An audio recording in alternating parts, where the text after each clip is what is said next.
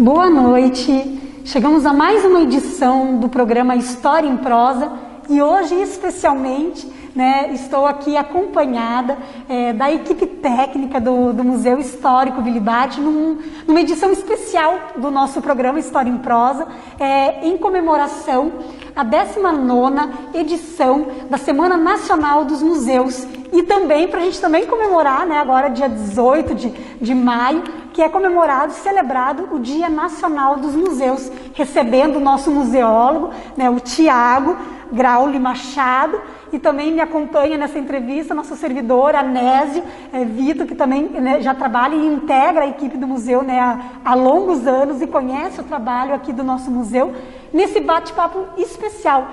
Obrigada, Tiago. É muito bom estar acompanhada da equipe para a gente discutir um pouquinho sobre qual é a função, o papel social e o papel profissional do museólogo dentro desse espaço tão importante que é o Museu Histórico Vila Ybade. Seja muito bem-vindo, Tiago. Muito obrigado, Rocelane. É uma satisfação muito grande estar aqui hoje, participando desse projeto que foi idealizado pela Secretaria de Cultura, que tem também aqui o apoio do Museu Histórico, e ao mesmo tempo uma honra maior ainda poder estar conversando um pouco sobre a museologia, sobre museus, que talvez para o grande público ainda seja uma área talvez não tão pouco assim conhecida e ao mesmo tempo que possa gerar uma certa curiosidade para quem está nos assistindo. Então é uma satisfação muito grande participar do projeto e também ao mesmo tempo estar conversando sobre museus, museologia. Tá certo. Para a gente cumprir o nosso protocolo, que a gente sempre inicia o História em Prosa, apresentando rapidamente, brevemente, o nosso entrevistado, que hoje é o Tiago, que é o nosso museólogo. O Tiago ele é graduado em Museologia pela Universidade Federal de Pelotas, do Rio Grande do Sul, especialista em Patrimônio Cultural, Conservação de Artefatos, também pela Universidade Federal de Pelotas, mestre em Antropologia na área de concentração de Arqueologia, também pela Universidade de Pelotas. E eu acredito que agora esse nosso bate-papo também é uma forma da gente também compreender um pouquinho o porquê que nós temos que ter um museólogo dentro de um espaço como esse, aqui no Museu Histórico. Você hoje é servidor público aqui no município, chegou no ano de 2019, se não me engano, aqui em Toledo, para integrar a nossa equipe aqui e trazer também um pouquinho dessas informações para a gente poder compreender e as pessoas que também nos assistem nesse momento compreenderem, que profissão é essa? Como que atua? De que forma que atua o museólogo? Essa é uma pergunta assim, muito interessante, porque o que acontece? A profissão de museólogo hoje, ela é uma profissão que já é regulamentada por lei, desde o ano de 1984. Se eu não tiver ruim de matemática, já estamos chegando próximo de 40 anos da regulamentação da profissão. Essa é uma profissão que, como a gente diz, ela é privativa das pessoas que são graduadas em museologia, que têm mestrado e doutorado também na área, e ao mesmo tempo pessoas que se qualificaram fora do país, que devidamente reconhecido essa diplomação dentro do território nacional. E também da promulgação da lei, em 84, para quem já possuía 5 anos de experiência dentro de museu, se tinha um tempo hábil para apresentar essa documentação e assim ganhar a titulação de museólogo. A atuação desse profissional ela é muito ampla dentro dos museus, dentro das instituições museológicas, mas eu particularmente gosto sempre de linkar alguns itens que eu considero como fundamentais dentro do museu, que seriam o quê? O museólogo ele é responsável pela documentação museológica do acervo, ou seja, todo o acervo que ingressa dentro do museu, existe toda uma documentação pertinente a ele. Ou seja, se a gente for traçar aqui um panorama muito simples e um panorama muito básico, esses materiais, eles têm as suas respectivas fichas de entrada, onde você tem, por definitivo, a posse legal desses objetos.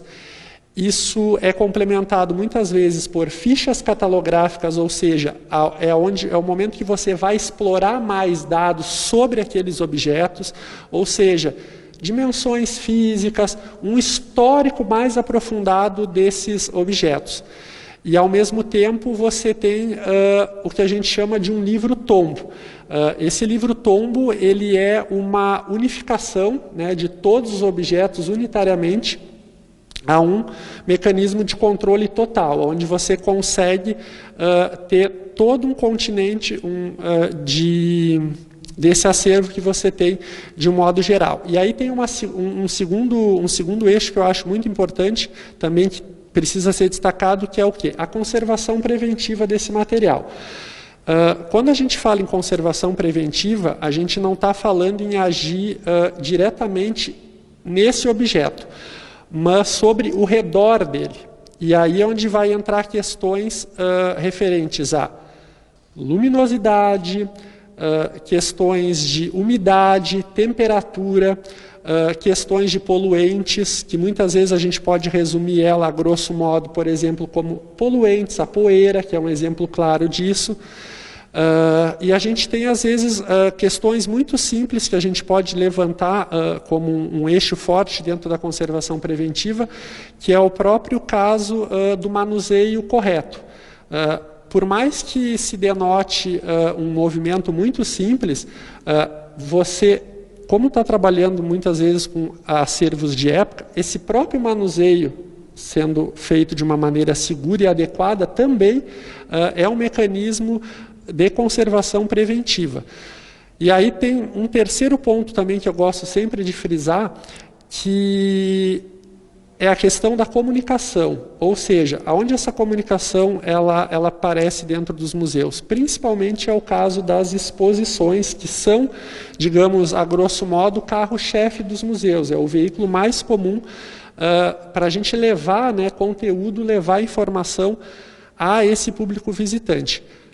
Falado em documentação, conservação preventiva e comunicação, eu também sempre gosto muito de citar aqui a questão das reservas técnicas.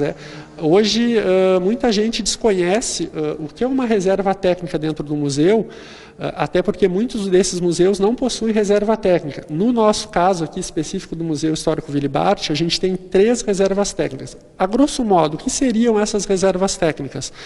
É o espaço de guarda de todos os objetos que não estão sendo expostos. Ou seja, existe aquela velha máxima ainda, às vezes por parte do visitante, de que o museu, tudo que ele possui é tudo que está exposto. E isso dá para dizer assim, de uma forma mais descontraída, que seria uma crendice popular. Porque muitas vezes os museus eles são contemplados com reservas técnicas, museus, digamos assim, que estão mais centralizados em grandes centros, já abrem essas reservas técnicas à visitação, até para que esse público visitante ele tenha um entendimento que o museu é um lugar muito além de uma simples exposição. Então, são esses 4 eixos principais que eu gosto de sempre frisar, Rocelane, que são questão de documentação, conservação, comunicação e reservas técnicas. Até por eu sempre gosto também de deixar isso um pouco claro, é que às vezes se confunde muito a questão da profissão do museólogo com a profissão do historiador. São 2 áreas afins, mas que trabalham em conjunto, cada uma dentro da sua atribuição. Por exemplo, o engraçado é que talvez a profissão do museólogo ela ainda não seja conhecida, digamos assim, pelo grande público. E é uma profissão que já está regulamentada por lei desde 1984, como eu havia dito. E, ao mesmo tempo, talvez a profissão de historiador, que dentro das suas atribuições, a grosso modo, né, é o profissional responsável por uma análise, pelo estudo, por um olhar, digamos assim, mais crítico nas fontes históricas, a profissão, engraçado, é que ela foi regulamentada agora, recém no ano passado, no ano de 2020. São áreas de áreas afins, mas cada uma dentro da sua atribuição, mas que dentro dos museus unem forças, né, para levar conteúdo, para levar informação para todas as pessoas. Só num quesito, assim, digamos, no que se refere à estrutura, digamos assim, mais organizacional, a museologia hoje ela tem conselho específico, né? Numa instância maior, digamos assim, de hierarquia, a gente possui o Conselho Federal de Museologia. Esse Conselho Federal de Museologia, ele vai ser o órgão que vai regulamentar e fiscalizar a profissão de museólogo, que possui sede hoje atualmente na cidade do Rio de Janeiro, no Rio de Janeiro. Passado essa instância maior do Conselho Federal, a gente tem então os conselhos regionais de museologia. Esses conselhos regionais, atualmente, eles estão divididos em 5, onde eles englobam diferentes estados. Então, por exemplo, hoje, atualmente, o Conselho Regional responsável pelos estados de Santa Catarina e o estado do Paraná é o Conselho Regional da 5ª Região. Esse Conselho Regional de Museologia da 5ª Região, ele tinha a sua sede na cidade de Florianópolis, Santa Catarina, e agora, atualmente, ele abriu uma delegacia também na cidade de Foz do Iguaçu, bem pertinho aqui da gente. E só a título também de ilustração, por exemplo, Conselho Regional de Museologia da 3ª Região, ele é responsável pelo estado do Rio Grande do Sul, assim como o Conselho Regional da 4ª Região é responsável pelo estado de São Paulo, o Conselho Regional da 2ª Região é responsável pelo estado do Rio de Janeiro. Então, existe todo um organograma, uma estrutura, digamos assim, jurídica, legal, que representa tanto a categoria como a profissão de museólogo. Certo, Tiago. Para a gente encerrar esse nosso primeiro bloco, então, para a gente entender um pouquinho, então, especificamente, existe uma legislação que rege, né, tanto a profissão do museólogo, e eu gostaria que tu mencionasse, né, de forma pontual, e que pudesse, né, nos traduzir, né, para esse nosso grande público que nos assiste, né, a exigência, existe uma exigência legal do profissional museólogo, né, dentro desses espaços específicos, uma obrigatoriedade, e por quê? De que forma que isso reflete na salvaguarda do patrimônio que está colocado dentro desses espaços? Certo. Essa é uma pergunta bastante interessante, até porque se a gente for fazer uma cronologia de tempo, né, os museus eles começam a surgir aqui no Brasil ainda no século XIX. O primeiro curso de museologia ele é datado, se não me falha a memória, no ano de 1932, no Rio de Janeiro. Passado isso, né, em 1984, você tem a regulamentação da profissão de museólogo. E digamos que ali pelo meio dos anos 2000, até por conta do REUNE, que foi uma gestão de governo da época de expandir as universidades, houve um aumento muito grande da oferta dos cursos de museologia pelo país. Não muito longe disso, aí sim que surge talvez o marco regulador que a gente precisa destacar, no ano de 2009, então, surge a Lei 11.904 e a Lei 11.906. A Lei 11.904, ela trata sobre o Estatuto de Museus, ou seja, são todas diretrizes e normativas que os museus precisariam seguir nos mais diferentes eixos de atuação do museu. Questões sobre documentação, conservação, preservação, sobre política de aquisição de acervos, até mesmo sobre a sobrevivência do museu, trazendo perspectivas de criação, de associação dos amigos de museu. E também a 11.906, ela traz um pouco mais especificamente sobre a criação do IBRAM. O que é o IBRAM? O IBRAM é o Instituto Brasileiro de Museus e ele vem também como uma ferramenta para fomentar políticas públicas na área museológica e, ao mesmo tempo, também aderir uma política que conseguisse organizar todos os museus no país para que ele trabalhasse em conjunto, né, para a sociedade.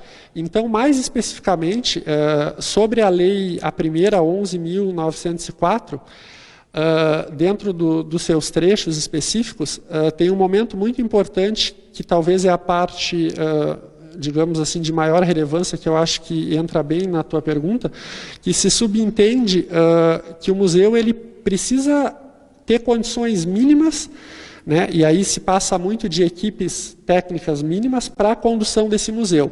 E nessa lei se subentende que todo museu em território nacional ele precisa ter, no mínimo, a presença de um profissional museólogo. Caso contrário, se esse museu não tem um museólogo responsável, a gente subentende que ele está ilegalmente nas suas atuações. Se nós for assim fazer um recorte temporal, por exemplo, vamos pegar o nosso caso específico aqui e o da nossa região, que é a região oeste do Paraná. Hoje só 2 cidades aqui na região oeste do Paraná possuem esse profissional, que seria então o caso aqui da cidade de Toledo e também a cidade de Foz do Iguaçu, o Ecomuseu de Itaipu, que possui duas colegas de profissão, talvez, que não me foge da memória, a Letícia, que é uma colega também de universidade, que é oriunda da Universidade Federal de Pelotas, e uma menina que o nome delas é a Tamires, isso, Anés, obrigado, que ela é oriunda da UFOP, a Universidade Federal de Ouro Preto. Então, para você ver nesse contingente, a gente só está falando aqui, né, de oeste do Paraná. Só essas 2 cidades estariam complementadas por esses profissionais que havia de lei, havia legal, são as que possuem. No mais, particularmente, eu desconheço aqui, pelo menos na região oeste, outros profissionais, né, que são formados em museologia. Tá certo, Tiago. E esse é um assunto para a gente continuar no próximo bloco, né, do nosso programa, para a gente entender um pouquinho qual é o impacto de você ter um profissional museólogo, né, no sentido também da própria organização do acervo, né, do museu e do cuidado técnico e de que forma que é constituído esse trabalho e essa equipe mínima, né, de técnicos para salvaguardar o patrimônio histórico do município.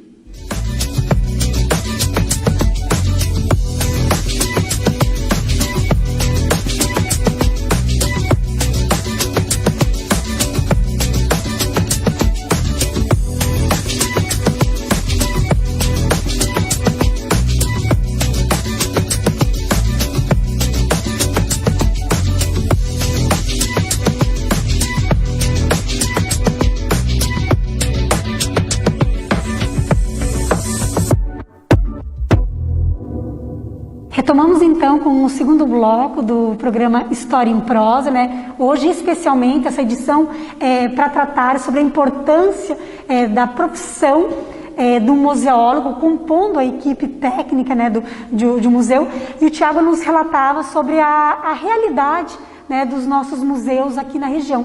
E a gente gostaria justamente que o Tiago fizesse uma fala específica sobre isso, porque muitas das pessoas que nos assistem também têm essas dúvidas e essas questões, né? Assim, por que eu tenho que ter uma equipe técnica mínima? Ou se eu não tenho uma equipe técnica mínima dentro da minha cidade, nós temos o desejo de salvaguardar o nosso patrimônio histórico, de que forma que inicialmente a gente pode iniciar um trabalho nesse sentido de guarda do patrimônio histórico? Essa pergunta, Rocelane, ela é muito interessante, até porque o que a gente às vezes usa alguns jargões dentro da museologia e a gente sempre fala que criar um museu é muito fácil, mas o difícil é manter esse museu. E sempre quando a gente pensa, talvez, na criação de um museu, a gente não pode deixar de não pensar no museu a longo prazo. Porque depois de criado o museu, muito provavelmente ele vai nos acompanhar aí por um tempo que a gente talvez possa dizer aí que é infinito. Então, eu acho que quatro pontos eles têm que ser entendidos como primordiais na criação de museu. Decidido da ideia de criação do museu, o primeiro ponto muito interessante é você criar ele, como a gente fala, num marco legal. Você dá a base legal de proteção para ele, que muitas vezes a nível municipal, né, primeiramente a gente gerar a certidão de nascimento desse museu, né, que é um decreto, é uma lei, a de criação do museu. É isso aí que vai nos dar todo o respaldo legal desse museu no futuro. É o primeiro ponto, o mais importante. O segundo ponto, que eu acho que também compete aqui destacar bastante, é você já pensar nesse planejamento com uma equipe técnica já no começo, na implementação desse museu. Ou seja, você ter esse profissional museólogo, que quem vai ser, digamos assim, de uma maneira mais descontraída, o maestro dessa orquestra, mas também somado com outros profissionais de áreas afins. E aí, quais profissionais seriam esses? Aí, pegando, por exemplo, o exemplo aqui do caso do Museu Histórico Willy Barth.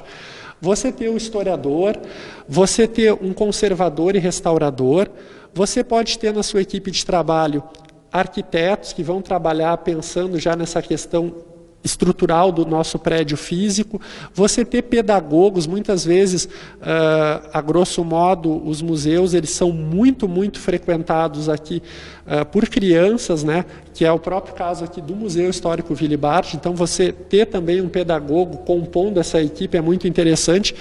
Você vai juntar todos esses profissionais, né, para começar a pensar no museu. Ou seja, você tendo ele criado em lei, você já tendo uma equipe para começar a pensar ele, já para criar, como a gente fala, essa base mais sólida, mais forte, que é o que vai dar sustentação para o museu no futuro. Então a gente vai para o segundo ponto, que aí já é mais sobre a constituição do museu, que seria talvez a escolha de um espaço, e aí também dois pontos muito importantes junto à escolha de um espaço. Você criar um regimento interno, e aí nesse regimento interno é onde você vai botar os deveres e as obrigações de todos os entes envolvidos, que no caso, por exemplo, do município, a gente vai ter que envolver Secretaria de Cultura, muito provavelmente a Secretaria de Cultura vai estar vinculada com esse museu, como a própria Prefeitura numa instância maior e assim por diante o museu.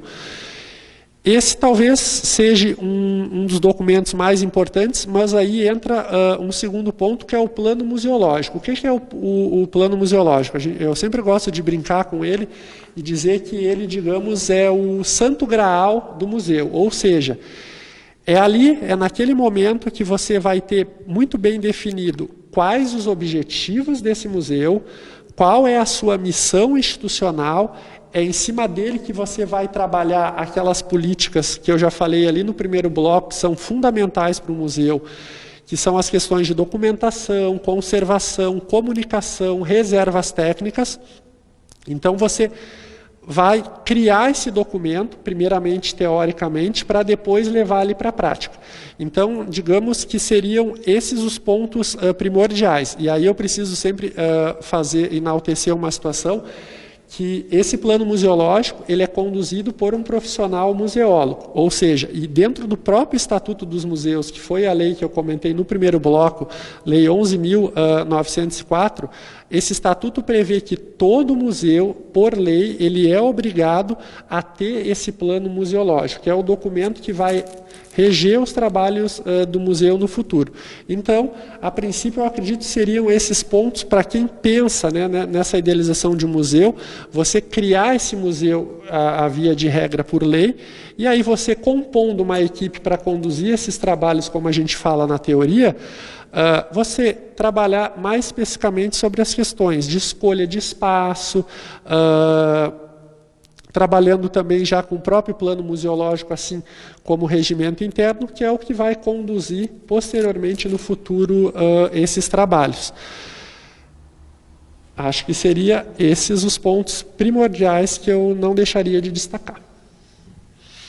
Então, Tiago, é importante essas observações da legislação e dos passos necessários para a constituição de um museu, que o Tiago nos aponta, né? E de dizer que o Museu Histórico de Toledo, ele foi instituído, então, por uma lei municipal lá no ano de 1984. no ano de 1976. E por sérias dificuldades lá no início de colocá-lo em funcionamento, ele passa a funcionar a partir de 1984, logo após a inauguração da Casa da Cultura, numa pequena sala na Casa da Cultura, e ele foi crescendo. Ele passou um período no Centro Cultural Oscar Silva, até vir a sua instalação da sede própria em 2015. Então é toda uma luta, né? E a partir desse momento também o município deu um passo importante, a contratação do museólogo, né? E hoje, Tiago, eu gostaria que você nos colocasse assim para o público, quem são as pessoas que frequentam o museu? O museu ele é procurado por quem, né? Qual é a maior parte da nossa clientela?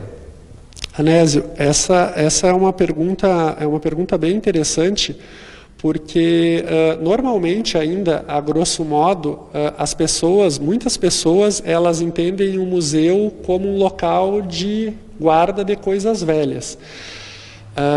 E eu sempre falo o contrário, né? Ele é um guardião de memória, né? De uma determinada época, de um determinado período, onde você vai acabar se utilizando disso para talvez fazer uma reflexão bem forte sobre o presente, mas ao mesmo tempo você já conseguir pensar e planejar talvez o futuro. Muitas vezes a gente tem os museus como uma ferramenta para saber aonde a gente errou, talvez, se for o caso, para não repetir esse erro no futuro. E os museus, eles precisam ser entendidos, primeiro, que ele é uma importante ferramenta cultural. Segundo isso, ele, ao mesmo tempo, é uma ferramenta educacional, né? Porque, muito provavelmente, e esse é o caso aqui do Museu Histórico Willy Barth, hoje 50% da clientela do Museu Histórico Willy Barth são crianças do 4º ano do ensino fundamental do município. Existe um programa, né, que é o Conhecendo Toledo, aqui muito interessante, muito bacana no município, que traz todas as crianças do 4º ano do município para dentro do museu. Então, 50% hoje dessa clientela do Museu Histórico Willy Barth, eles são de crianças, né? E então todas as atividades, as ações que a gente muitas vezes planeja aqui no museu, a gente sabe qual é o nosso público-alvo, nosso público principal. Então, a gente sempre tenta coordenar muitas dessas ações em cima já desse público que a gente conhece. E eu sempre gosto de destacar também, e às vezes parece que isso é um pouco ignorado, o museu ele precisa ser considerado como uma ferramenta também, não só de lazer, mas de turismo, porque ocorre muito, principalmente aqui no caso do Museu Histórico Willy Barth, pessoas que vêm de outras cidades, das mais diferentes regiões aqui do Brasil, visitarem o museu e automaticamente eles já agregam no seu protocolo ali de visitas o museu como um local para se fazer essa visita. Então, ao mesmo tempo, eu sempre gosto muito de dizer que o museu também ele é uma ferramenta importante de inclusão social. Ou seja, o museu ele precisa falar com todos e, ao mesmo tempo, ele precisa ouvir a todos para que ele possa produzir o melhor conteúdo possível. Então, eu sempre gosto de dizer também que o museu ele é uma ferramenta de inclusão social. E agora a gente vive um período, digamos, bastante difícil, né, por conta, por exemplo, dessa pandemia aí que já está nos afetando desde o ano passado, né, dessa pandemia de coronavírus, que praticamente limitou em muito a presença dessas pessoas nos museus.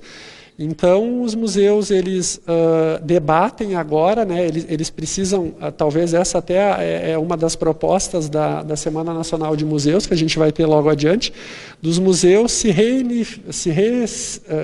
reimaginarem, se reinventarem, e talvez é nesse momento que uma das grandes armas que a gente está tendo, que é a questão da internet, das redes sociais, para estar levando conteúdo, para estar levando informação para essas pessoas. Então, principalmente nos períodos de hoje, vai ser muito difícil você não estar atrelando, talvez, aos museus, essa tecnologia, esses meios de mídias digitais para o contato com o público, mas, ao mesmo tempo, essa mídia, todo esse mundo digital que a gente vive, ele aborda questões, digamos, que vão muito mais além dos visitantes. Por exemplo, um acervo que a gente possa ter digitalizado, ele já nos possibilita muito as questões de interação com o público.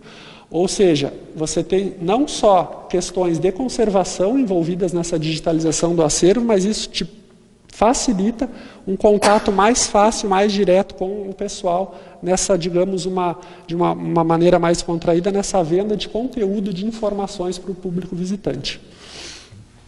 Então, de modo prático, o museu tem tomado algumas ações agora nos últimos tempos, dentro desse período da pandemia, e agora mais recentemente, no sentido de se apresentar à comunidade e levar mais informações. Quais são as ações, assim, Tiago, que estão sendo conduzidas nesse momento para que o público tenha conhecimento, né, e possa acessar, então, de modo, dentro da mídia digital, acessar o nosso Museu Histórico Willy Barth? Bom, hoje, atualmente, a gente conseguiu, depois de um longo período, né, reativar aqui as mídias sociais do museu, que seriam o Facebook e o Instagram. Então, a gente tem algumas atividades bem interessantes nessas mídias. Uma delas é o próprio História em Prosa, né, que a gente está aqui hoje. A gente também está com um programa que é uma exposição online, né, Fragmentos e Vestígios da Nossa História, onde a gente, dentro de um próprio projeto que a gente tem aqui já de uma prévia de digitalização do acervo, a gente tem uma exposição online, né, desse material que está sendo digitalizado.